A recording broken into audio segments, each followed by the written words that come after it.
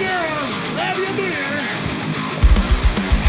Hey everybody, this is Charlie from Anthrax, and you are listening to today's Boondoggle. This is Mark Metcalf, and you are listening to today's Boondoggle with Bailey on Domain Cleveland Radio. You are listening to today's Boondoggle with Bailey on Domain Cleveland Radio. Yes, Kato Kalin listens to this all the time.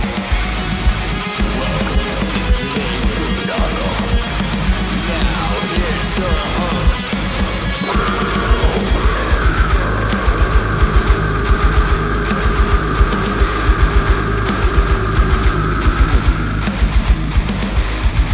I am Monty Heath, so one Heath, and you are listening to today's Boondoggle. Hey, what's up? It's John from Skillet, and you are listening to today's Boondoggle on Domain Cleveland Radio. Fasten your seatbelts.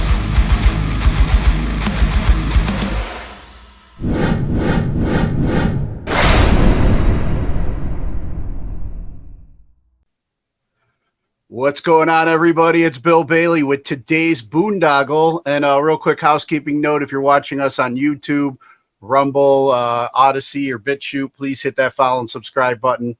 And if you're listening to us on Spotify, Apple, Google, whatever podcast platform you utilize, please hit that follow and subscribe button so we can continue to bring you conversations like the one I'm bringing you today. I am talking with Ethan Henry from the band Freya. What's going on, man? Hey man, how you doing? I'm doing good. Like, as we were talking, we've been trying to plan this little conversation. It just so happens it falls on Halloween, which is cool because you not only play in a brutal band, but you also recently put out a pretty brutal horror movie as well, which I want to get into with you. Sweet, yeah. Severance Mountain. But before we get into that, usually when I have somebody on for the first time, I like to get a quick background. So do you remember originally what you wanted to be when you grew up? I always thought I was gonna be a professional skateboarder, but I mean, let's face it. I was okay at the time, but I didn't make it.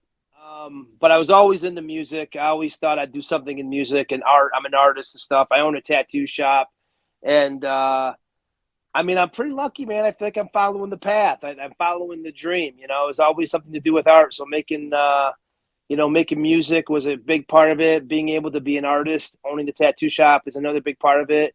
Filming kind of was just so fantastic. The fact that we have a movie out is actually just like a bonus in all of it. So I'm kind of where I want to be. I'm not gonna lie, it feels pretty good. Nice. And then do you remember what age it was that music kind of started influencing you, and who were some of your early influences? I mean, I remember when I was a little kid, I can't remember whenever Beastie Boys, License to Ill had come out, and I'd had the plane on the cover, and I had that album. I remember being a little kid, being like, "Whoa, this is dope stuff." And then Purple Rain as well, which is a weird combination, but little Ethan in the '80s running around jamming that stuff, I thought was cool. But the first real Quiet Riot, all those '80s metal bands. I remember some of my buddies' older brothers were jamming that stuff.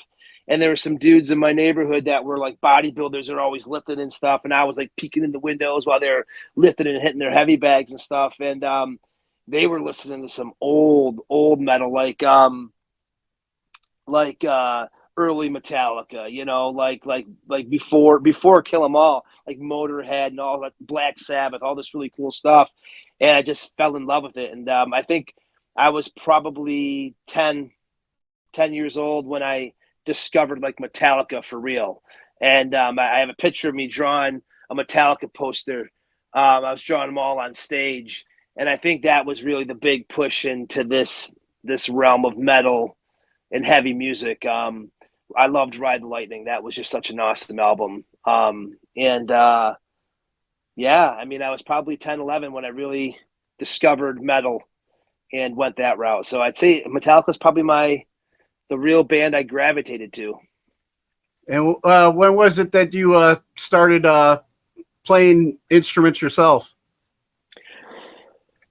I always like kind of sang. You know what I mean? I always like was singing, doing stuff, and I could kind of sing, but everything I was into was heavy. So I was probably 14, 15 when I got my first. I had broken my ankle skateboarding, and my dad's like, "Hey, go hang out with so and so." And I'm like, "I don't want to hang out with that dude." And I was a skater, but I couldn't do anything, and he was pissed at me because I broke my ankle. So I was like, "All right, fine." So I'm sitting there, and these dudes are like, they're playing like Freebird or something. One dude was playing keyboard and he had a little amp, and another dude had some like Cort, like Sears catalog guitar, and he was playing like the solos. And I never really seen it in front of me before, like in this little room, and I was like, whoa, these dudes are like playing music. And I didn't care for the music. I didn't listen to that kind of music back then, but I like that stuff and have respect for it. But back then I was in the metal, and I was like, wow, this is so cool. And so I decided, hey, can I jam with you guys? Like, even though I didn't like the stuff,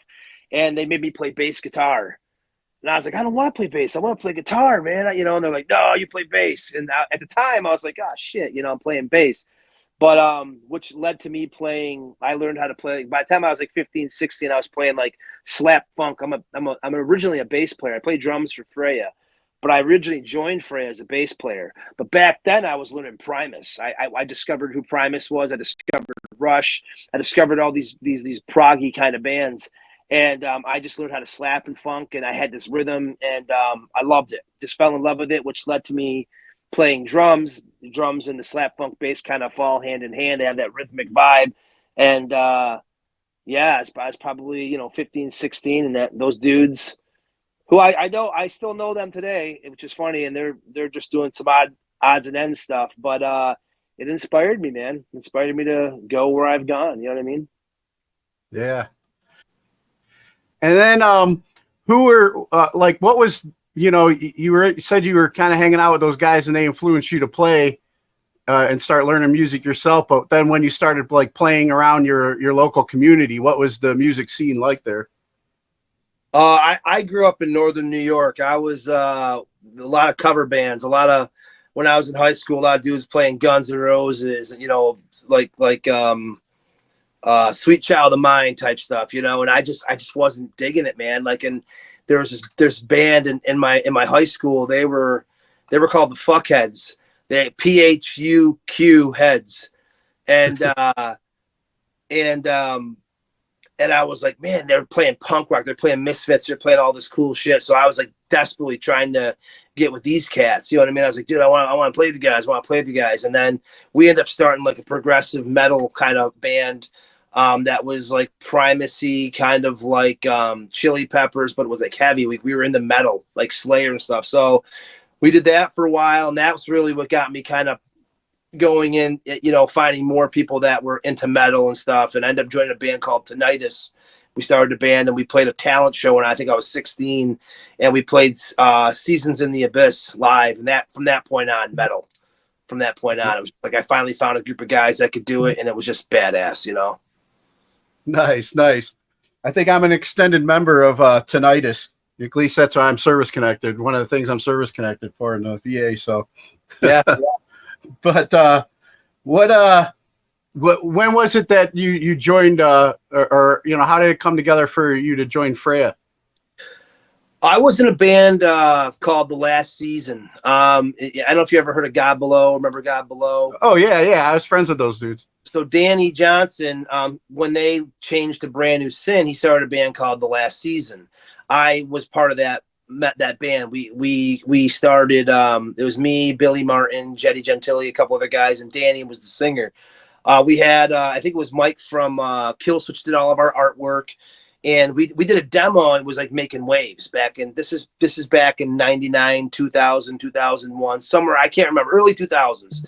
And so we did this demo. We did really well, and we ended up going on tour with Candiria and Burnt by the Sun. And it was just really, really kick ass. I'm actually working. We're kind of in the process of a couple of the guys might be recording some of those old songs. But back in the day, we were playing with like Mastodon and stuff. And we had that Mastodon kind of sound. If we would have stuck it out, we would have We were almost like a Gojira, almost like a Mastodon, all those bands that sound like that. This is early 2000s. We have an album on iTunes now. So anyway, we were doing all that, and it was looking really promising. And then Carl guest starred on one of our songs, called it Civilization. The opening track on that album. And me and him just kind of became buddies. Next thing you know, last season was playing a show, I think in Rochester someplace. I think we were playing with Brand New Sin. And the dudes from Freya came up to me and they said, hey, they came to a couple shows, and I knew them, but I didn't know them that well. And before that, I had played with Scott and Dennis from Earth Crisis. I had practiced with them and another guy, Dave King, because they were doing a band called Slave One, and I'd done a couple sessions with them, but it didn't really pan out. So I ended up meeting Eric, Bulldog, and Carl when they were in Freya, and they said, hey, Bulldog can't do this tour. Do you want to do a tour with us? So they had just released Last Light Drains. It was on Victory. And I was like, yeah, I mean, this sounds badass. I was just filling in, it was some of the biggest stuff that I'd done at the time. And our first show, I think we played at CBGB's when it was still open back in 2004, maybe it was, or something like that. We played CMJ Fest. And at that point, I was just, those dudes were cool. And I just was like, yeah, me and Eric really hit it off. And I was like, dude, come on, get me in the band. You keep, you need someone solid. So I ended up around 2004, 2005. I ended up leaving last season and joining Freya permanently at that point. Nice. Yeah, it's funny, man. The God Below guys, I used to live with, well, now he's Florida Frank from Hatebreed. And at the time, he was playing with Ringworm, and we were roommates. And Ringworm and God Below, like, connected and started swapping shows with each other. And we had those guys, like, crash at our apartment whenever they come through town and stuff. And I like hooked them up with like some other Cleveland shows to get them some good exposure and stuff, man. They're good dudes. Yeah. Danny and Furnace were buddies. And Furnace were buddies. And we actually, Freya, we just played with Ringworm recently. Oh yeah. Nice. Right. Yeah. We played with them in Albany and stuff, but yeah, I think last season played with them back in the day too, but they I know they did that Holy Ghost project together, I think too. Yeah, I don't remember Holy Ghost. I remember Blood Runs Black before God Below, I think that was Danny's band he sang for, and then God Below, then last season. Then they ended up doing Unholy. Unholy was one of the guitar players from Freya, one of the guitar players from last season, and then Danny and stuff. So they're all kind of connected some way or another, Oh yeah, that whole scene's very very well connected. Yeah. And then I'm always curious about names. I don't know if they ever share with you, but what was the inspiration for the name Freya? I mean, I joined after it was Freya. At one point it was called Nemesis, and I think there was some like rapper or something like that called Nemesis, and he made a stink or something happened. I can't remember what happened, but there was they may not have been some sort of issue, but they just decided to pull back from it and switch to Freya. And Freya came about. Carl's just into history and into Norse mythology and all that stuff, so he just it's the goddess of war or whatever like that. I can't remember exactly her deal. There's like a whole history behind her, but she is the one who came and took the dead Viking soldiers off the field, and when they would die in battle and stuff, and everything from that is kind of a lot of the lore with it is Carl. Carl comes up with all that stuff. He just, hey, this is what the song's about. I'm like, cool, man, let's play it, dude. And like he's so deep with his lyrics and so deep with the way he thinks about things. So it's pretty cool, Yeah. And then can you talk a little bit about your single Bloodthirst and the message behind that, or like putting that song together?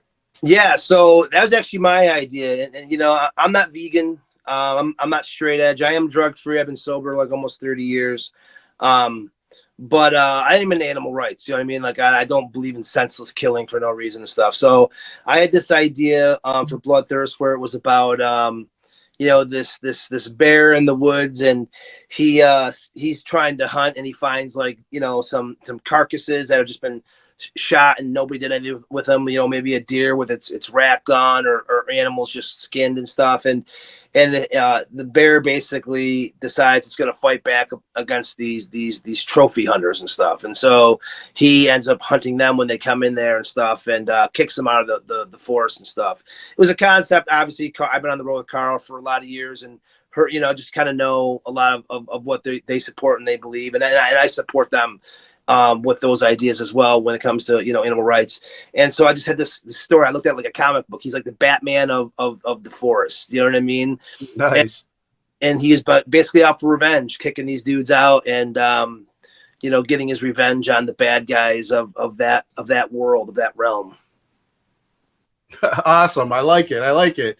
It kind of, I see some of the similarities with what I saw in Severance Mountain a little bit. I don't know if that kind of carried over, except for the, like you were saying, like the senseless killings that men do, trophy killings and stuff too, And, yeah. I'm a farmer, man. I own a farm up in northern New York. I raise my own animals and stuff, and I do all that stuff. And, it's not, and Carl's like one of my best friends, you know what I mean?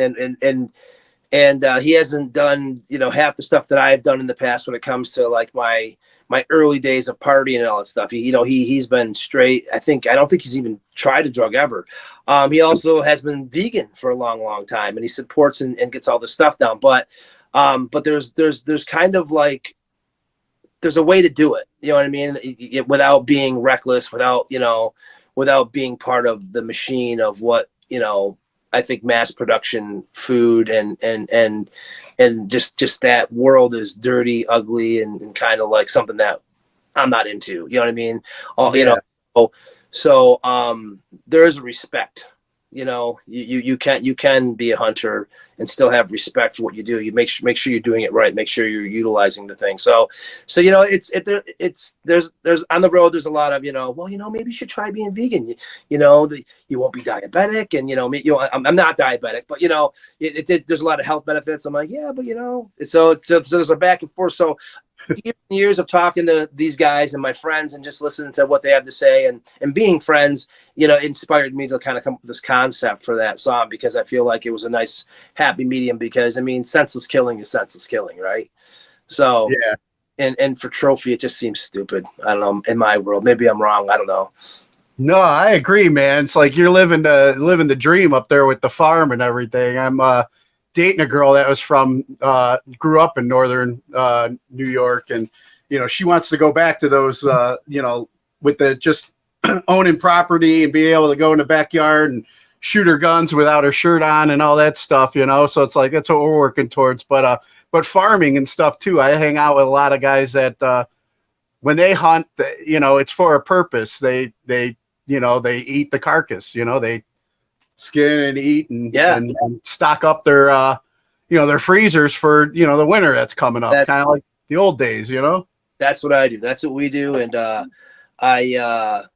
I live on the St. Lawrence River. I'm as north as you can get. I have all Amish on my road. I'm one. There's 30 houses on my road. There's 10 of them that are Englishmen. I'm one of the Englishmen, and they're all Amish, and they all live off the land, and they all just like drive buggies and horses and stuff. And I just go outside and shoot my guns and just I just got a little bit of property. I'm in the middle of 3,000 acres of farmland. It's kind of, I didn't want to do it at first, man, but my wife convinced me to do it, and I'll tell you, it's surreal. It was a good thing for me, Yeah, and then like you were saying too about the food industries, like it's like I got a lot of friends that are vegan too. I can't give up my steaks and chicken wings, so that's just me. But I have watched the documentaries on the food industry. It's like we're in the United States, man. We're worse off than a lot of European countries, and you think, oh, all these regulations, FDA and stuff, but they're in people's pockets, and a lot more is being revealed and more people are waking up. But it's like that's the way to go, man. Is like back to the old ways, you know, and raise your own food, you know. A lot of it's gross. A lot of the way they process is gross. It's inhumane. You know, like those animals live a shitty life their whole life, and it's kind of like, I know I'm not going to stop, you know, eating burgers. I know I'm not going to stop, you know, doing what I do, but I can at least have respect for how I do it. You know what I mean? And then someone say, "But you still kill it." You know, I get it. You know, at the end of the day, that is one of the hard parts when you raise a cow or a pig and you look in its eyes and you've had it for X amount of time. It's like, it's kind of weird, man. You know, to like the more you do it, the easier, the more it pushes you away from it, which I think is part of it. You know what I mean? Like maybe someday I met some old farmers, I can't do it anymore, and I'm like, I just can't look in these things' eyes, you know. And I get it. I get it. If you have any kind of compassion in you for any kind of life, you know what I mean. The more you do it, the more you realize how important and valuable it is, and how you should respect it. And the more you do it, the less you want to do it. So it's an interesting kind of dynamic, but I feel like as long as I am going to be eating burgers and steaks and chicken, and like you said, chicken wings, same thing. I feel a little bit better knowing that I'm doing it myself, and I feel like at least I'm owning it, you know, and I know where it's coming from, and I'm raising it, and it feels like I'm putting something better, healthier into my body, and there's some sort of like connection to it all.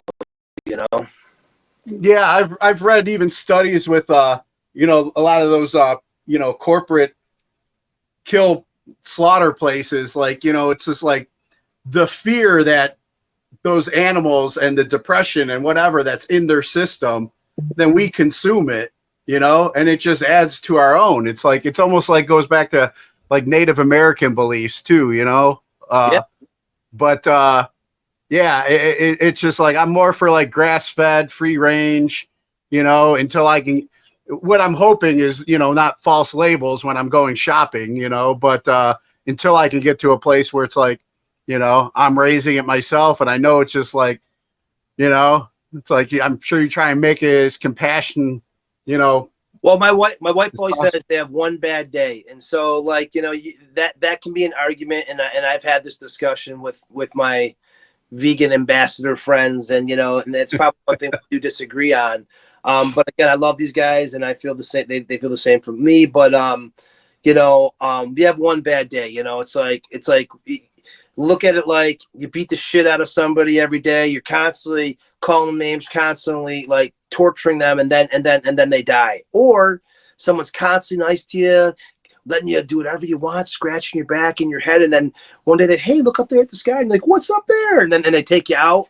I mean, one bad day, one bad moment, you don't even know it's coming. I mean, it's the lesser of two evils if that's the path you're going to take. You know Yeah, I mean? yeah. And like, reminds me of that I was a big fan of The Walking Dead, and that one scene with Carol, like, look at the flowers, you know. You kind of, it's that idea. Like, it's like, you know, I guess if you're going to do it, you don't have to be mean about it. Yeah, I agree. You know, so. And then, you know, you mentioned, you know, owning a tattoo shop as well. And like, when did you get into art and, you know, tattoos? Ever since I was a little kid, man, I've been an artist. My parents said that when I went to school, all the teachers were like, well, he can use scissors so well. And I'm always crafting. I got triplets. One of my kids, he's homeschooled. He's in the house right now crafting. He's making a Necronomicon. He makes like replica Necronomicons. He's 13 years old. They look awesome. He hand draws all the shit. I'm like, what, dude? He inspired me to do it. Actually, I just made a chainsaw from Evil Dead, and I made a Necronomicon last year, but his shit's looking better than mine. I'm like, what? I'm pretty good at this stuff. So, but I've always been into it. And I remember watching, I think it was like Beverly Hills Cop or some shit like that. And one of the guys on it had a tattoo, I think like a teardrop on his face. And I think he had something on his arm. And I remember just thinking, this looks cool, dude. I'm like, I like tattoos. And I think I was 11 years old. And I didn't know this at the time, but my buddy's father, he was an old Vietnam vet and old biker dude. He had tons of tattoos, and he had shaved my head for the first time. Like, you know, we were skaters and stuff. And my dad's like, who the fuck shaved your head? And I'm like, Stan did. And he's like, no one messed with Stan. He's like, oh, just kind of walked away. I'm like, but I didn't realize, but that dude had tattoos, and I thought he was cool. And from that point on, I just there's a guy that tattooed him, and I thought it was cool. And I think I was probably 12 or 13. I figured out how to make my own tattoo machine. This is before the internet. I'm 48, so we're talking the 80s. Somehow I figured out, I took like an RC car kit, and I took it all apart, and I used the controller as the foot switch type thing, and the little car and the little black track. I took the motor out of it. I took a toothbrush, and I heated the head up, and I bent it back. I cut the bristles off. I taped the motor to it. I took a guitar string and pulled it down, cut it at an angle, put it through a Bic pen, and I was tattooing my buddies and stuff. And I don't know how, I must have heard it someplace. I have no idea how. This is before the internet. Someone must have said how to do it. I just retained that kind of information, and I was like, I built a tattoo machine.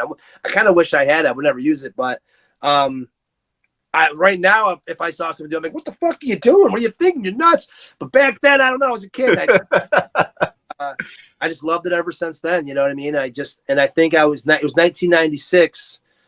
I think when I got my first real tattoo machine, 1996, I think it was. Nice. Well, I remember back in high school, I think it was like paper clips, man. People could take and, like put the ink on it and make those little shitty tattoos. And yeah, I have some. I have some of those. Doing prison ink or something. Yeah. I haven't heard of toothbrushes yet, though. That's and RC cars remotes. That's pretty cool. I don't even know if I heard it. I don't know if I made it. I'm assuming I heard it someplace. I don't think I was that bright back then, so I must have. I don't know. And then, we've been referencing the movie a couple of times, and I want to get into that. But like, how long you been in? And it's cool. You mentioned your kids making Necronomicons and stuff like that. But how long you been a horror fan? I'm kind of an in and out horror fan. Like I've always loved Evil Dead. I was into Evil Dead 1 and 2. That's kind of what really got me into it. Obviously, the old Nightmare on Elm Street when I was a kid, and I think when it might have been Nightmare on Elm Street. I think it was Nightmare on Elm Street. I remember I was scared or something like that when I was a kid. I stayed at someone's house, and this lady, she broke it all down to me, and she was like, "Dog, it's all fake." I'm like, "I know, but it looks intense." She's like, "That's just a shot. That's a scene." And then when it stops right there, it goes to a new scene, and they change the body out, and that's how they make it. And she was explaining to me scene by scene how they did it, and I was always intrigued. I was always like, "Whoa, that's a pretty cool process," And so I always kind of had this idea of how it all kind of worked. But Army of Darkness, I love the action comedy horror vibe. And then I went and saw Evil Dead, and I went and saw Army of Darkness. I remember where I'm like, it says Army of Darkness, but is this Evil Dead? I think this is Evil Dead coming out because it wasn't labeled Evil Dead, and I saw that at the theater, which was pretty cool. And just I'm really into all that old stuff.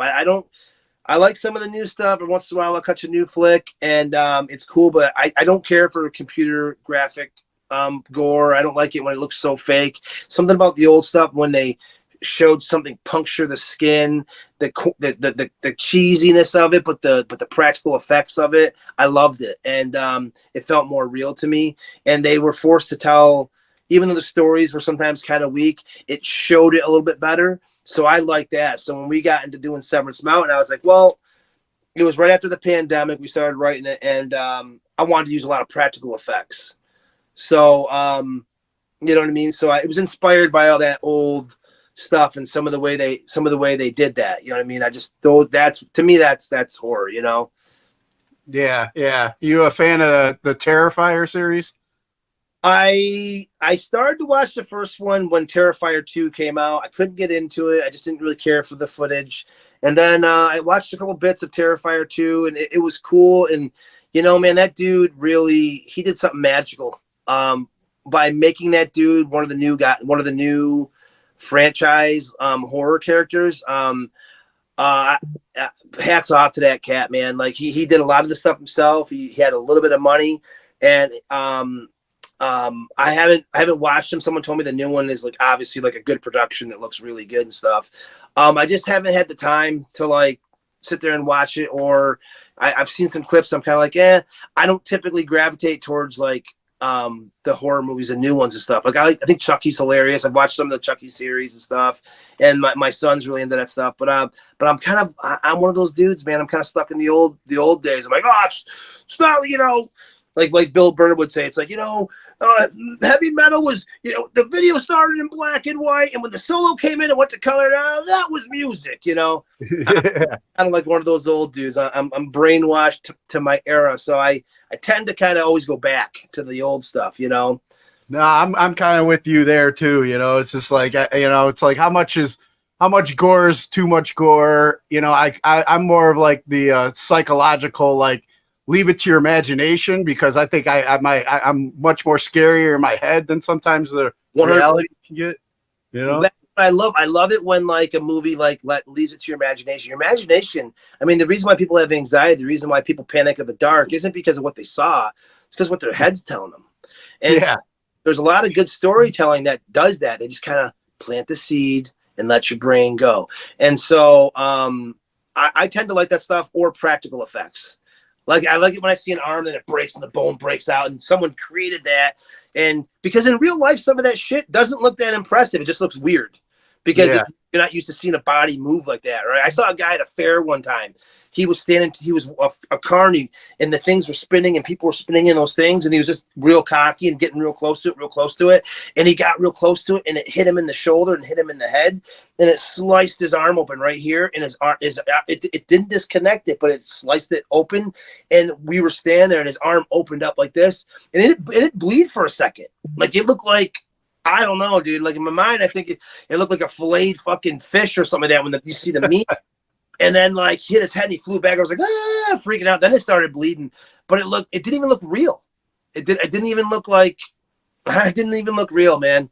But sometimes that's just how it is. But it's actually seeing a human body like that. You know what I mean? And so it's like, I like when it comes to horror, like when it comes to what I'm seeing, I would prefer it like that, because sometimes it doesn't even look that real.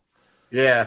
And then let's talk more about the concept of Severance Mountain, and like when you came up with this, and what this I mean, without giving spoilers, of course, but like what was when you were creating this, what was the idea you were going for? So because I don't follow a lot of new horror movies, and I will, and I do every once in a while catch up and try to check stuff out. I just thought was inspired by a guy I work with. His name is John Sovey. He owns Sove's Media. He's the guy who films for me. He's my DP. The reason why my movie looks really good is because of his skills as a cameraman. I felt like that was really important. But he's done horror before, and he loves that stuff. And I do sci-fi thriller type stuff. I usually do like aliens and portals and like people trying to figure it out and like creatures coming.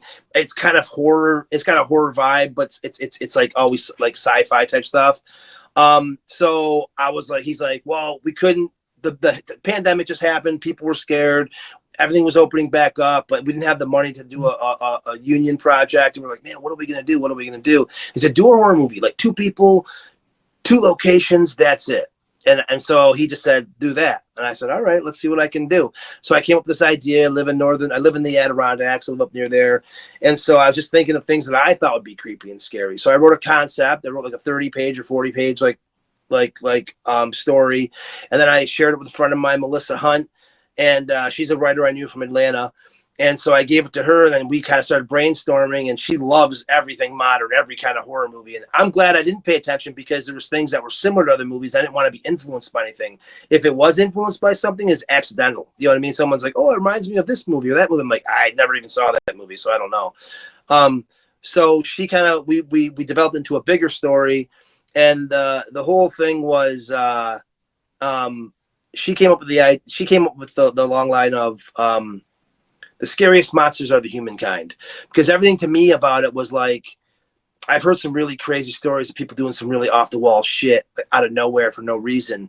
And that is pretty scary, you know? Like I heard of a guy shopping in a store one time.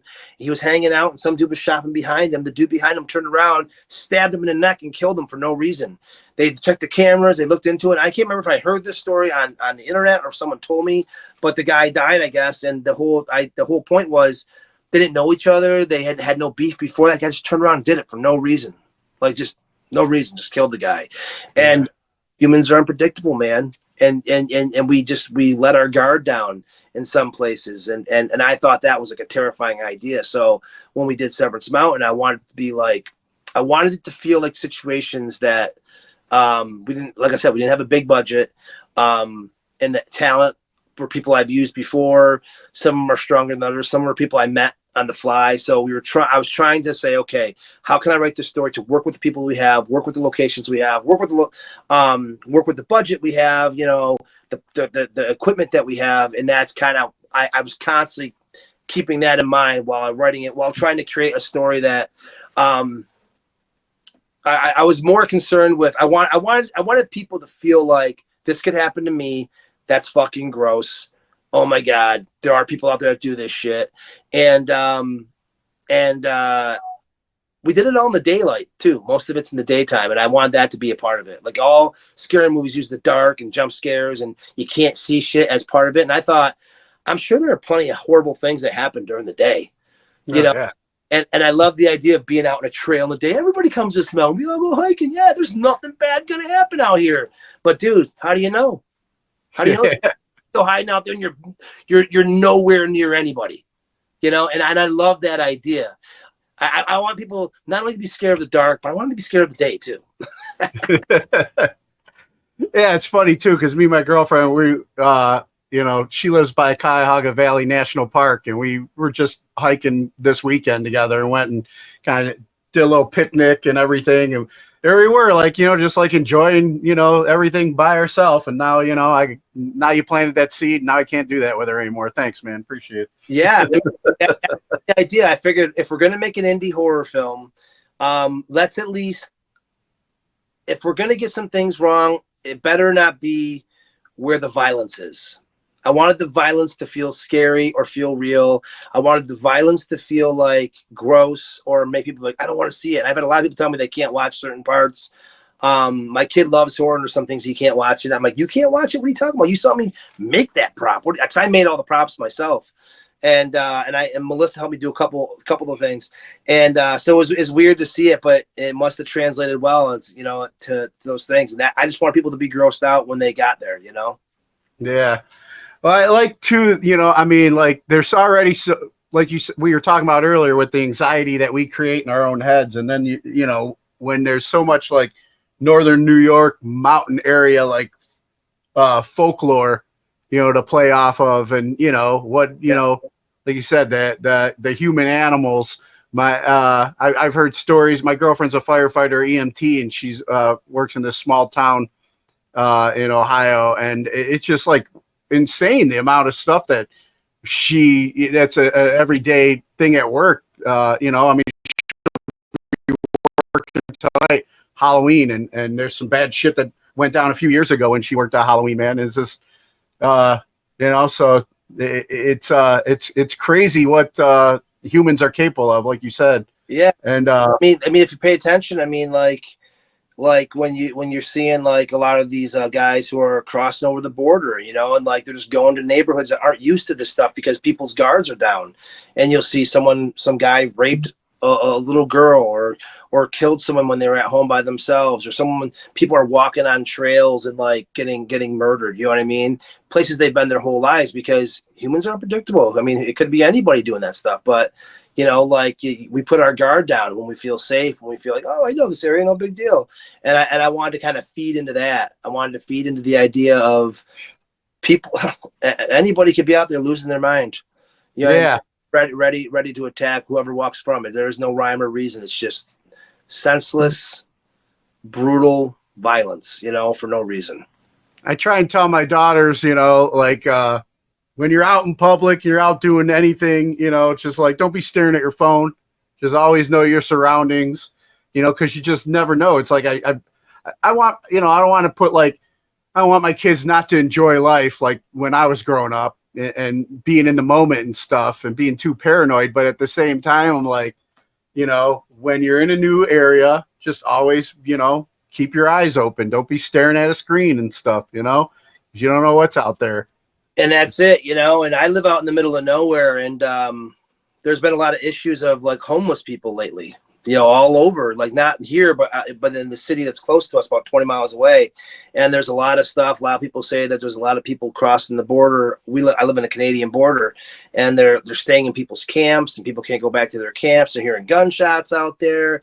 I mean, it's pretty close to home, and I don't. Why are they hearing gunshots? You know what I mean? Like why?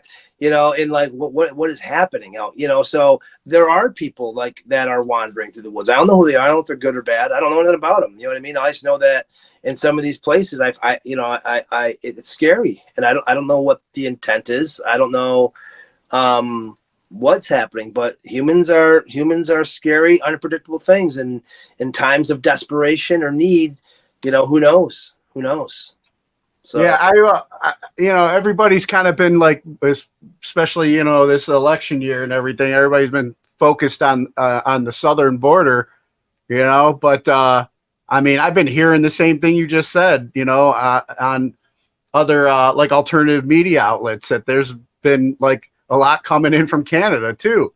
We live just on the border. There's people that I've got videos of, like just all sorts of people crossing, and I don't care if people come here, man, but just if I go to Canada, I go through the customs, I show my ID and do my thing. Like if, it just doesn't, it seems kind of shady. If you're sneaking over, why are you sneaking? You know what I mean? Like it feels weird. It makes a lot of people uncomfortable. And when people's camps are getting broken into, I own a restaurant. Me and my wife own a restaurant. It's been in her family for 100 years. And someone just broke into a restaurant recently, and they climbed in a window. They stuck a bunch of memorabilia. The weird part is that night, they had left, the staff had left the money there because my wife had something going on that night, so we couldn't go there. They didn't find the money, which is weird, but they stole like a gumball machine. They like stole like food. I'm like, what is happening? And it's just like that type of stuff is happening. And as the homeless population, there's encampments up here, up on the river. Like they have like these huts and stuff. And, it's why, like I hear it, like you said, I see it on the news, and I try not to feed into conspiracies, and I don't, I try not to pick a side with all this stuff. I don't talk politics because it's never safe, and I don't try to talk religion because it's not safe. I just let people be who they want to be, and I'm totally cool with that. If you're cool with me, I'm cool with you.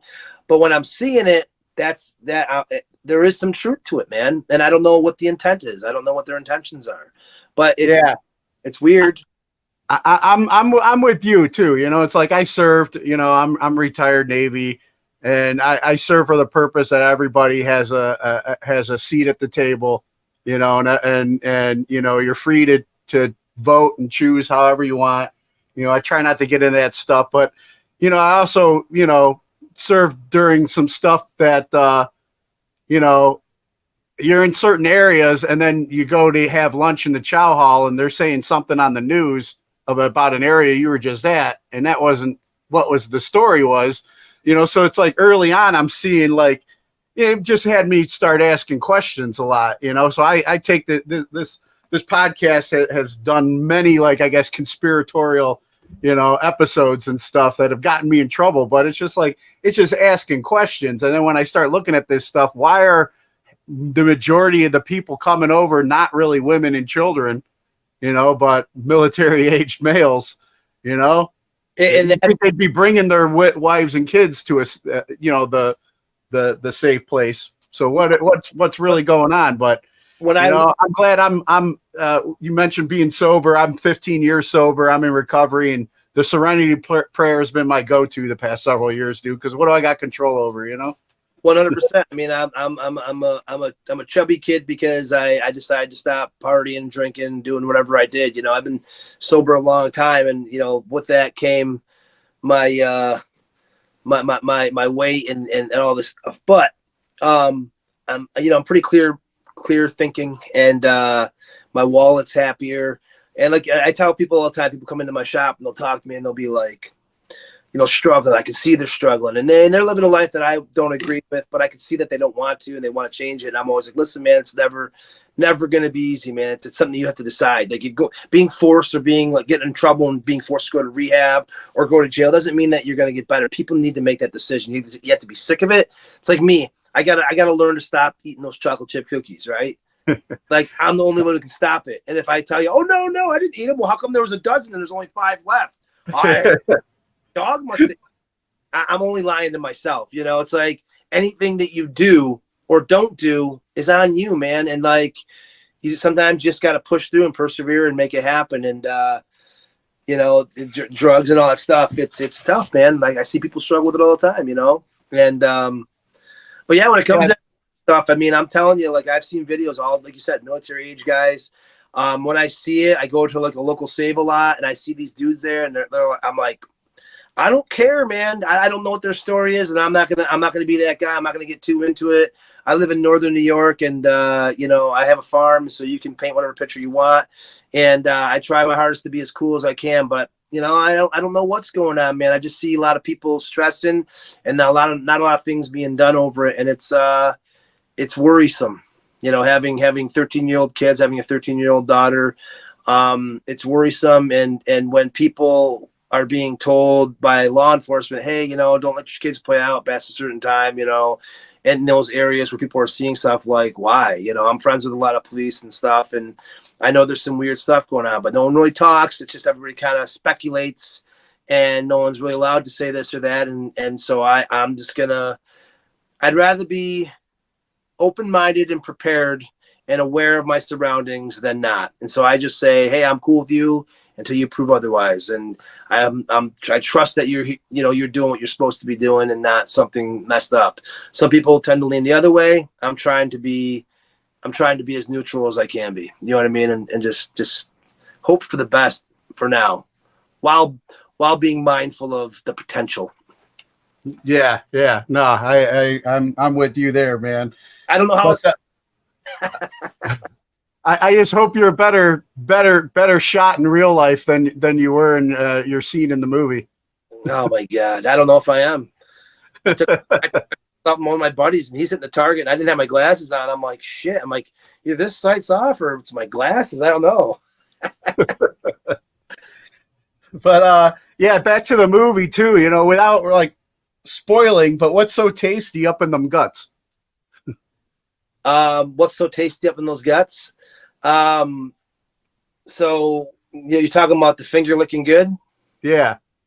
Well, when we did that scene, the dude was like, so what is it? What is it? And I'm like, you just gotta trust me. He's like, I don't fucking trust you, man. He's like, what is it? I'm like, don't worry, man. I'm not gonna make you eat anything bad.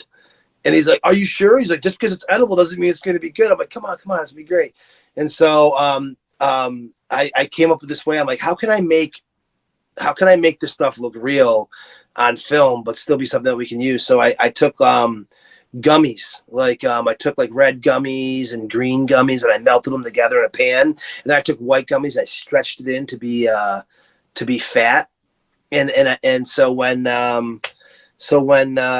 when he's doing the finger licking good part, he didn't know. I have the footage from behind it, and we're all laughing. We're going, oh no, because it looked so gross when he did it. But his initial bite was, he didn't know, and then it was so good. He's like, it tastes like Fruity Pebbles.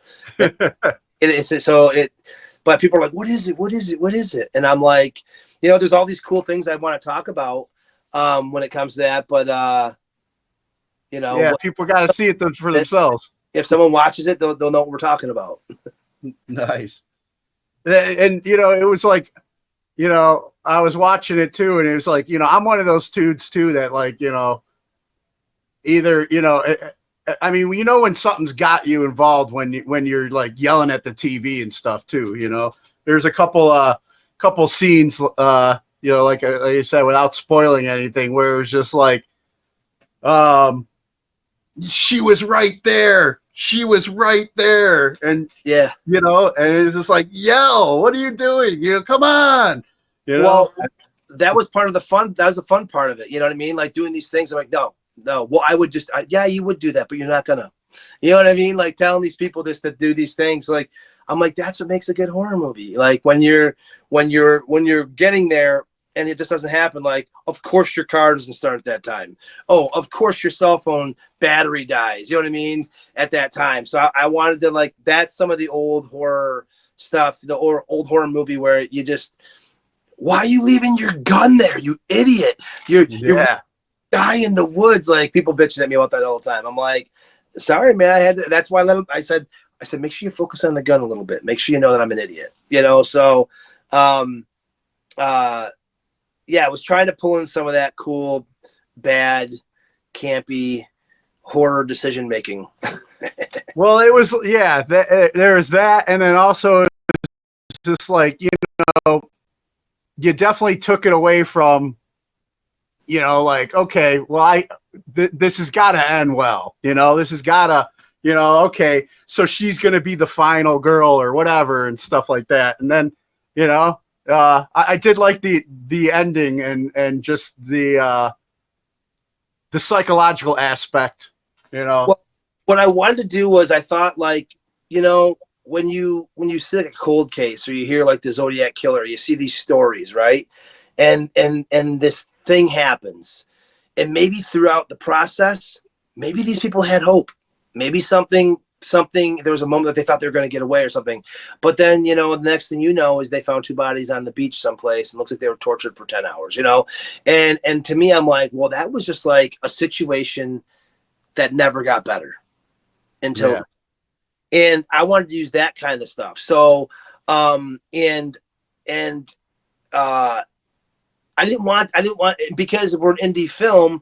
So there's always going to be holes in your game when you don't have somebody, you don't have money in there to kind of like say, oh, you should, the girl's gonna kiss the guy or someone. I didn't want to show nudity in my movie. I didn't give a shit about that stuff. I didn't want to I wanted to feel like it's just going, every step got worse and worse and worse and worse. It's like an argument, sometimes you think there's a little shimmer of hope it's going to get better and it just doesn't. You're like, what the fuck? And you're pissed. Like, I wanted it to be like that. Like, real life situations sometimes suck until the very end. And that's how I wanted it to be. And I wanted people to think it. And I wanted people to leave, like, when people would watch it, we had it at a theater for a minute. And when people would watch it, I could see them just get done. I'm like, okay, the movie's done. So what'd you guys think? And I could see them just being like, what just happened? You know what I mean? Like, and I love that. I love that ending where you leave and you just feel weird. And you're like, I don't even know if anything good happened. And like the last half an hour, it's just like, it just feels like it's getting worse and worse and worse and worse. And I love it. I think it's funny. Yeah, it's like every person that I was like really getting into that I was like, man, this is going to be the person that actually, and then it's just like, nope, I guess not. This is going to be, oh no, I guess not. Well, that was the point. The point of it was, if you look at it from the perspective of the little boy and what happens, with all that, it's actually a pretty good story. He's getting everything he wants. You know what I mean? He's like having a good time. He meets the girl. He's just playing around the woods. Like, if you look at it from his perspective, it's actually, it's like in a fucked up way and in a demented kind of way. He's having a grand old time. I mean, everything, he's meeting new people and stuff, but he's just a psycho killer. You know what I mean? So, so it's if you look at, I want it to be hidden from his perspective. Unless you're paying attention, if you look at it from his perspective, it's a pretty good day. Oh yeah. But if you look at it from the chick's perspective, you're gonna be like, ooh, that sucks. Yeah. Well, I mean, now that you give me that other perspective to see it, like, okay, all right. Yeah. He's like, hey, everything's working in his favor. Wow, another person, cool. Yeah. It's he's just hanging out. Look, pay attention to his mannerisms. If you watch the way he walks around, and he's kind of joking sometimes, and but it's kind of serious, it's kind of fucked up. Like, I tried really hard to make sure that it was like, you don't realize it because we're just so conditioned to hate the bad guy. But if you pay attention to it a little differently, you'll realize in the beginning, I focus a lot on him. Like, I don't jump to another thing. Like a lot of times in a movie, the movie will start and then it jumps to your main character, your final girl, right? And then it'll tell their story and all this stuff. But I don't do that. I kind of jump halfway through the story of the final girl, right? And it's even awkward at that point. You're a rocky start and the dude's a creeper and it's just weird feeling, And I want people are like, oh, he's not a good actor. I'm like, no, he's doing exactly what he's supposed to do. You know what I mean? I wanted it to be weird. I want you to feel weird. And because sometimes you meet somebody and there's the weird person, or she's a weird girl. And like, if you look at it from the perspective of the guy in the beginning, the walking around doing all the things he's doing, I mean, he's just doing his thing. He's playing hide and seek, you know, the cops are looking for him, and it's kind of working. And that's that. I was trying to secretly build that without obviously building that. You know what I mean? Gotcha. Yeah. And then I like, you know, the twist too with the other guy, you know, the creepy guy, you know, because it's just like, I'm thinking, okay, maybe there's somebody else, you know, but you know, with the whole story with his ex and all that at the beginning, you know. There was more. We deleted a half an hour of footage because it just was really slow. The original concept was I wanted to make a Hallmark movie for the first half an hour, and then the last 45 minutes was going to be a brutal horror movie. And so it was super campy and super like, hey, how's it going? And like, we filmed all this stuff with all these people and all these locations, and she had a friend, and it was all this stuff.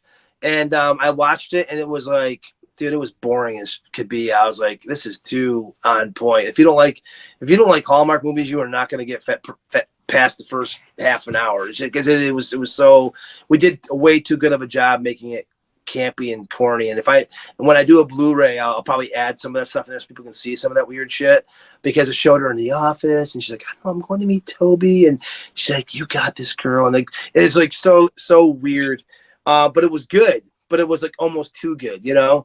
And so then I decided I wanted to make it a little more gritty, and this is an indie film and we have nobody telling us what to do. So I just said, let's just make it gritty. Let's just make it gritty from beginning to end. It's an indie film. Who cares if it's got a weird part? Most indie films do. And I've seen indie films that do pretty well that like are hard to watch, other than they're so bad that you can't stop watching. And so I felt like this fell somewhere in between those worlds of a cool B movie, kind of old school B movie.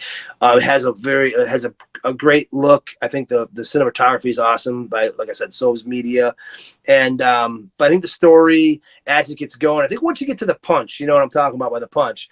From the punch, 25 minutes in, I feel like the movie really starts to roll, and it turns into a good kind of like demented kind of like horror film. I think leading up to it is leading up to it. You know what I mean? And we kind of told the story we need to get there. So I'm proud of it. It's not what I typically would do. It's not like, you know, it's the movie I had to make the movie that I want to make. And I'm proud of it. I think we did a lot of really cool shit with this movie. And I think everybody's well proud of it, you know? Yeah, and I was a big fan of Sarge, so you know, hopefully going forward, you have something on the line for Sarge again. Yeah, she's cool, man. She's cool, and that was one of the Sarge's character was one of the ones I knew I was gonna like. Really, people were gonna, what the fuck are you doing? And, and I love it. That's why I did it, because I just thought she was great. I thought she was great. Yeah. I was like, Sarge is a badass. This is gonna be it. Yeah, this is gonna be the one. And then, and you know, you never know. People make mistakes. Yeah, exactly. So when did you like get into like you know have you used any of this stuff in music videos? Do you have any kind of background with any of this, or was this your first actual full like video? About 15, 20 years ago, I wrote a script for a sci-fi movie. I just got wild hair up my ass. I was like, I just want to write this. And I just wrote something. I never wrote a script before in my life, but I was always telling stories, and I was always into that stuff. And so I wrote the script. I showed it to my buddy. We filmed it with like a cheesy little 1080p camera, and we threw it up on YouTube. And it was just some stupid thing we did. I ended up pulling it down, but it was cool. And from that point on, I was like, man, that was fun. We should do it again. Let's do it better. And I just did a few things. And if you, I always tell people, me and a buddy of mine made this really bad zombie movie. It's on YouTube. It's called The Call of a Hero. It's called The Infected, The Call of a Hero. And it's a black and white film, really bad. Someone told me you couldn't make a movie without a script. I said, bullshit. And so we just filmed the movie without a script. And it's kind of coherent, kind of not. But me and a bunch of people, we just made it. I was holding the camera, filming it. I'm in it. A bunch of my friends are in it. And once we did that, I said, man, we should try to do this for real. Like, we should make something for real. And then after that, I wrote a sci-fi story called A Part of Life, about like this town that dealt with this weird sci-fi event that happened and it's starting to happen again. And I filmed that. It was a union project. It was a 45-minute pilot for a TV show. I filmed that, but did nothing with it. I used some actors that are from, SAG actors and stuff. One of them was on the series American Gigolo. That was after he filmed with us. He was on like Sopranos and stuff. Another guy was on like the Terminator Chronicles, Friends, Glee, 24. And I used these two dudes and we filmed this thing. They're not in my current one because it wasn't a union project. It was just an indie horror film. But I did that, and it kind of drew some attention my way from some people, my lawyer especially in the biz. And then I just did a couple little shorts, kind of like proofs of concept. At the time, I kind of didn't know what I was doing with it because I'm just so like, whoa, we could do better. We got to do this, got to do this. So I made this movie, which is funny because some of this stuff I've done, these little shorts have some really great cinematography, drone footage, and storyline, and some really, really strong story and dramatic actors that tell the story really, really well. But I knew we could get away with a little more with this horror film. So it's kind of like I was building up to this, but the idea was I wanted to have complete control. I didn't want to have distribution company release it. So I self-released this. Ignorant Tourist Productions is my company. I started the LLC. Okay. Yeah. I was going to ask you about that too. Yeah. That's my company. And so it was more important to own it and try it. And I didn't want to try it with something that was bigger, had a bigger budget. I want to try it with something that we put a lot of money into, because if I screwed up, I needed to make sure that I wasn't going to take a massive hit. If it took a little longer, this was like a test run. We made a cool movie, made a cool horror movie. I think it's fucked up. I think it's demented. I'm really proud of it. I'm stoked. And I love that this is like the first official movie that I made, with all of its quirks, with all of its wins. I think there's more right with it than there is wrong. And I just think it's a cool movie. And I think eventually it'll find its audience, being self-released through our independent company, we learned a lot, and now we know more for next time. I know where I fell short. I know what I need to work on and prep for release. I also know how to handle it with dealing with the aggregators and stuff, and the people that help get it out to all the streamers and stuff. So it was a perfect project for what we did for the first of this company that I'm building, Nice. Yeah. And I like the name Ignorant Tourist Productions. Yeah, that came from a friend of mine. We found a picture of his dad. He was like standing on some famous statue, like in Europe or something, and leaning on it, like he probably shouldn't even be near it. And then back said "Ignorant Tourist," and we just got a kick out of that. I love the concept of the whole idea. Is Hollywood's, there's a lot of gatekeepers. There's a lot of barriers, to try to cross, and it's hard. And and to do it yourself is really, really hard. And to get any kind of acknowledgement is hard. And so I didn't want to be told what to do. I didn't want to be told you can't do this or this is how it has to be. The fact that we, self-financed, the fact that we did everything ourselves, maybe we could have, there could have been some help here and there. Maybe someone saw something we could have done better or fixed or changed, but it's still really cool to say that we had complete control and we learned a lot from it. And moving forward, we know where we need to kind of pivot and fix. And Ignorant Tourist Productions allows us to do whatever we want. If I want to do a comedy, I can, because I'm an ignorant tourist. I'm just cruising in this world of film, and I'm like, well, why can't we make a horror movie? Well, why can't we make a sci-fi movie? Oh, why can't we make a music video? Let's make a cartoon. Some people kind of stick to like, this is what we do. We focus on horror, or we focus on comedies. And I'm like, I don't give a fuck. I'm gonna do whatever I want because I'm an ignorant tourist. You can't tell me. Stubborn guy. So that's kind of the idea. You know what I mean? The idea. Yeah. I'm just an ignorant tourist, and probably a place I probably shouldn't be. And maybe I don't know enough, or maybe I don't have the right education or skill set. But you know what? I'm crazy enough to try.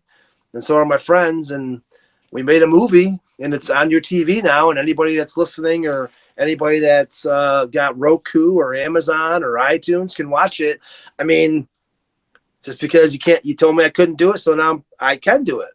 Maybe I could have, but definitely perfect for the spooky Halloween season when everybody's watching their movies, add it to the rotation and give it a check it out. Like you mentioned, Amazon and Roku and stuff, but like if people are curious to following, or finding it and checking it out, like where would you send them? And just following your journey with ignorant tourists and Freya also, where would you send them? Yeah, so I mean, I use my Instagram for a lot of stuff. It's just my name, Ethan Henry 43 on Instagram. So I'm always posting something, whether it's my tattoo shop or my band or whatever. Freya has an Instagram, Freya Band. I'm not sure how active we are. Sometimes we're active, sometimes we're not. It's just one of those things. We do have ignoranttouristproductions.com. That's our website, and you can we're going to be posting more things, some of the shorts that I've done and some of the stuff that we've done as a team. We have a YouTube channel. We have a couple of our trailers up there for Severance Mountain. The Severance Mountain is our first, it's our maiden voyage. So it's really what we're focusing on, but there'll be more stuff to come because we do have more stuff. We're just kind of we're testing the waters right now. But if you want to watch Severance Mountain, you can watch it on Amazon, iTunes, Apple TV, Google Play, YouTube, and Roku. And yeah, man, it's on those places for rent or purchase, and I'm gonna keep pushing this and probably till next year, just because I think it's gonna take a little bit to catch on. And the louder I scream, the more I do, the more people see it, the more potential there is for it to kind of catch on, and hopefully people like a little indie horror film, Yeah, for sure. And then before we get ready to wrap up, I want to ask you a couple of questions that I normally ask guests that I have on. Sure. What class do you feel should be, being a dad yourself, what class, and hats off to homeschooling as well, man. I know a couple other artists that have done that. And I would, my girls are in college now. So it's just like, I'm just hoping I laid a good enough foundation that, they look into things and think for themselves as well. But, what class do you feel should be mandatory before graduating high school today? What class do I feel should be mandatory? Well, I have triplets. So one of them's homeschooled, two of them are still in school. We pulled him because of the stress of the anxiety he has. He had him tested recently, and he was level 1 autism, which would have been called Asperger's at one time. And he's super high functioning, super smart, ridiculously, you wouldn't even know unless he had an emotional breakdown. So what we're teaching him at home that the other two aren't really focusing on in school because they're just not offering it is cooking, like some sort of home economics, like learning how to take care of yourself. One thing we've done with our kids ever since they were little is I don't order for them. They look at the menu, they're smart, they can read, they're intelligent kids. I'm like, I'm not ordering from you, and you need to order your own food. I've met too many. We own a restaurant. We've had people work for us that are 18, 20, 25 years old. I've gone to dinner with my friends and their kids before, and they came and ordered for themselves. So independence, some class, something that can teach some form of independence. And that's a big category because it means home economics, learning how to take care of yourself, hygiene, cleaning yourself, cleaning your kitchen, taking care of the garbage, cooking for yourself, maybe learn how to make a loaf of bread. Also how to pay your bills, home economics is a lot of stuff. And I don't know if there is a home economics anymore. I know there was when I was in high school, and I don't think I dabbled into that. I learned how to sew. I think I can sew. I'm a tattoo artist, maniac, heavy metal guy who does all the shit, but someone said, "Did you sew that?" I'm like, "Yeah, I sewed that." You can't sew. I don't think there's anything wrong. When you're in the military, you have to sew your patches on, right? It's a skill that's good to have. Repair a hole in your crotch, your favorite pants. Home economics, I think, would be huge. And that's it covers a broad range, but I think all those things fall into that. Yeah, definitely. We definitely fallen away from, and I love what you said about independence, man. It's like I try, with my daughters, been like, you gotta, you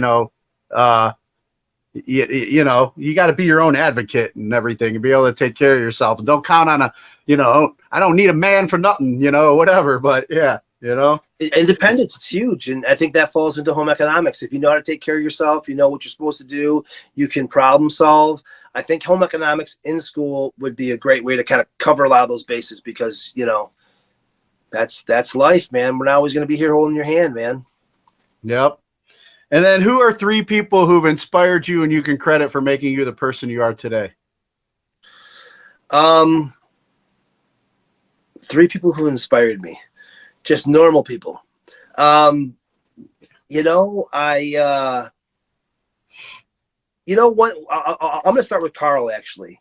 When I was 20 years ago, when I met Carl from my band, and we were doing all this touring and stuff, and Earth Crisis was pretty, you know, right up. They just got done, and Freya was the band, and he would, people would come up to us all the time. They want to talk to because we were on Victory Records, and it was really cool and all this stuff. And it wasn't huge, but when we were at a place, it was really cool. And he was always like, hey, listen, if someone wants your autograph, ask for their autograph. He's like, you know, don't be a rock star. Don't be cocky. Don't be any of this stuff. And we were never rock stars, you know, we weren't that big.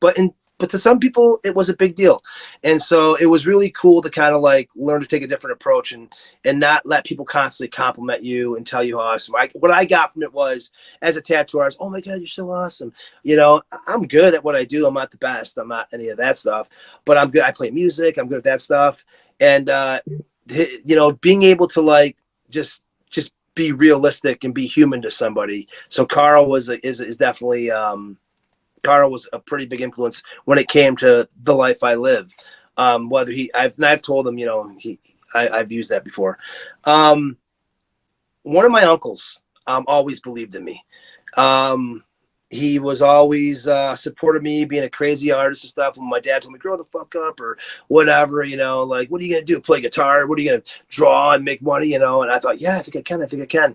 One of my uncles would always whisper in my ear. He is married to my dad's sister. He'd always be like, dude, he's like, you are one of the most talented people I've ever met. He's like, you got to do this. He's like, don't listen to him. Just keep doing it. And it helped me persevere and helped me keep doing it. You know what I mean? It kept me going and stuff. And it's going to sound corny, man, but you know, my wife, I've been with her for 20 years and she is just an old soul.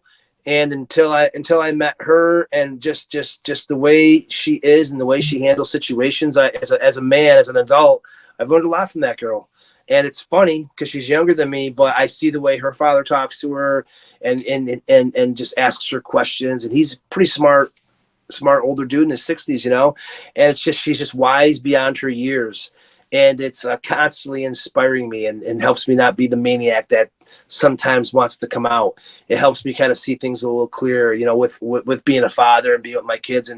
And she's just very, very wise beyond her years. And that wisdom is something that I don't know if you can learn without experience. I don't know if it's something that you either just have, but whatever she has, it kind of keeps me in line a little bit better. And so I don't be the maniac that sometimes is in my head and in my heart, you know, that fire, you know what I'm talking about. So, oh yeah. So I'd say those are 3 people that kind of help me be who I am and kind of help me stay in line over the years. Yeah. It sounds like your wife and my girlfriend would get along well. Yeah. Well, my wife's really the farmer. I'm the farmer's wife, if I'm going to be honest. I'm the muscle. She does all this shit. She's like, hey, can you grab that cow? I'm like, fuck. So I'm just muscle. I'm just the guy that has to do the shitty stuff. But I love her and I love it. So, you know, if she loves it, I'm down, you know? Yeah. And I mean, right there too, same thing, you know, it's like my girl, you know, she's like I said, she's a firefighter EMT, but she's the one that likes to go outdoors and be in nature. She's the one that likes, you know, foraging. She's the one that likes, got me back into fishing and stuff like that. She's the one that wants us to get the house with the farm and everything. So I'm like, yeah, let's do it, man. Well, if you're ever way up here, look me up. I mean, I'm in Northern New York. She's from Northern New York. It's pretty big up here, but I mean, I'm north of Watertown. I'm north of Syracuse. So, I mean, I don't know where her Northern New York is, but it's all kind of the same once you get past Watertown. So, yeah, I forget what the area was that she grew up in, but I got your information, so I'll definitely follow up with you on that. Send me an email because it'd be funny if I'm like, what if I know this chick? Like, yeah, I mean, it's been years since she lived out there. You know, her family like relocated. It's big up here, but it's small. It's like you'd be surprised. You'd be like, oh yeah, that last name. Oh yeah, it's so and so's cousin. Yeah, from blah blah blah blah. It's a small world, and it wouldn't surprise me. But yeah, funny. And then Are there any causes or organizations that you support and encourage others to check out? You know, I don't have any kind of organization per se that I support, because you know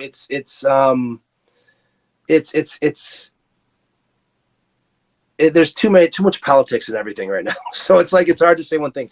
But you know, I think I'm an energy guy.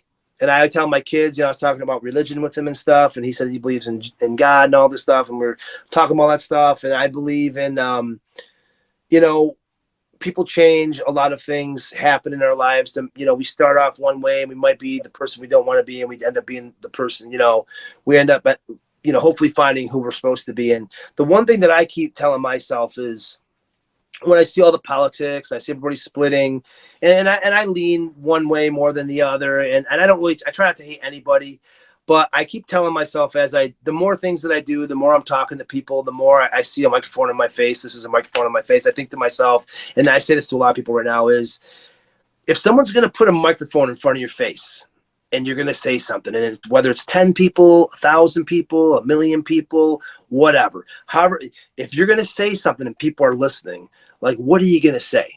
Are you going to say something that divides? Or are you going to say something that unifies? You know what I mean? And I keep trying to tell myself, no matter what I say,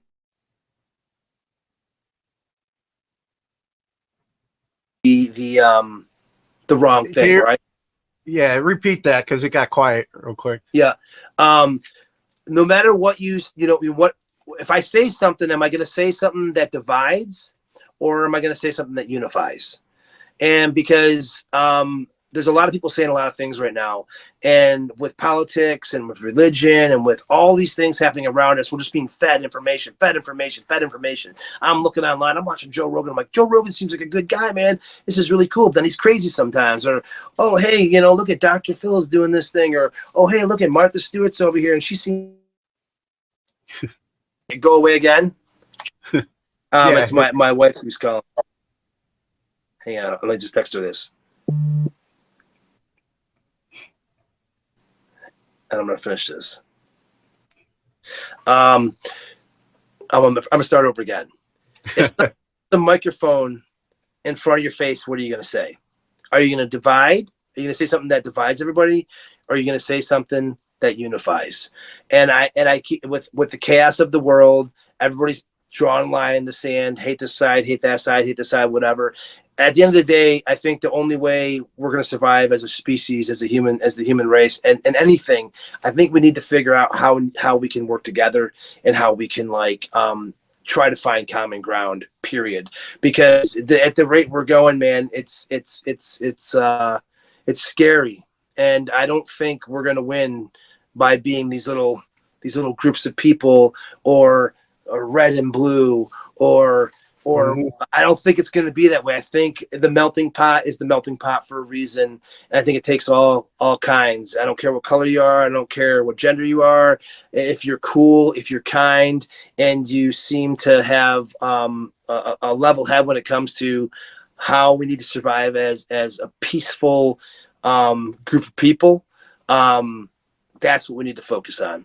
And I think it's more about unity.